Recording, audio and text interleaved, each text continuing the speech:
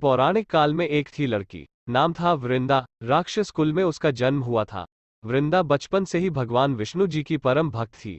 बड़े ही प्रेम से भगवान की पूजा किया करती। जब वह बड़ी हुई तो उनका विवाह राक्षस कुल में दानवराज जलंधर से हो गया। जलंधर समुद्र से उत्पन्न हुआ था। वृंदा बड़ी ही पतिव्रता स्त्री थी, सदा अपने पति की सेवा किया करती थी। एक बार देवताओं और दानवों में युद्ध हुआ। जब जलंधर युद्ध पर जाने लगे तो वृंदा ने कहा, स्वामी आप युद्ध पर जा रहे हैं, आप जब तक युद्ध में रहेंगे मैं पूजा में बैठकर आपकी जीत के लिए अनुष्ठान करूंगी, और जब तक आप वापस नहीं आ जाते मैं अपना संकल्प नहीं छोड़ूंगी। जलंधर तो युद्ध में चले गए और वृंदा व्रत का संकल्प लेकर पूजा में बैठ गई। उनके व्रत के प्रभाव से देवता भी जलंधर को ना जीत सके। सारे देवता जब हारने लगे तो भगवान विष्णु जी के पास गए।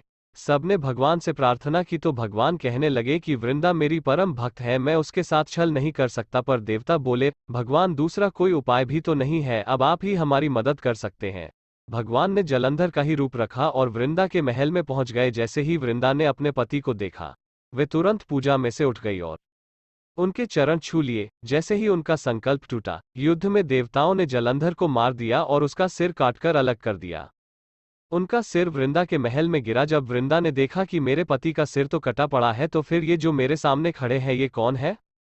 उन्होंने पूछा, आप कौन है जिसका स्पर्श मैंने किया? तब भगवान अपने रूप में आ गए पर वे कुछ ना बोल सके। वृंदा सारी बात समझ गई।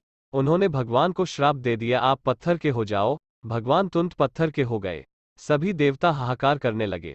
लक्ष्मी जी रोने लगी और प्रार्थना करने लगी। तब वृंदा जी ने भगवान को वापस वैसा ही कर दिया और अपने पति का सिर लेकर वे सती हो गई। उनकी राख से एक पौधा निकला। तब भगवान विष्णु जी ने कहा, आज से इनका नाम तुलसी है और मेरा एक रूप इस पत्थर के रूप में रहेगा, जिसे शालिग्राम के नाम से तुलसी जी के साथ ही पूजा जाएगा, और मैं बिना तुलसी जी के प्रसाद स्वीकार नहीं करूंगा। तब से तुलसी जी की पूजा सभी करने लगे और तुलसी जी का विवाह शालिग्राम जी के साथ कार्तिक मास में किया जाता है। देवउठनी एकादशी के दिन इसे तुलसी विवाह के रूप में मनाया जाता है। तुलसी महारानी की जय। हरि हरि बोल।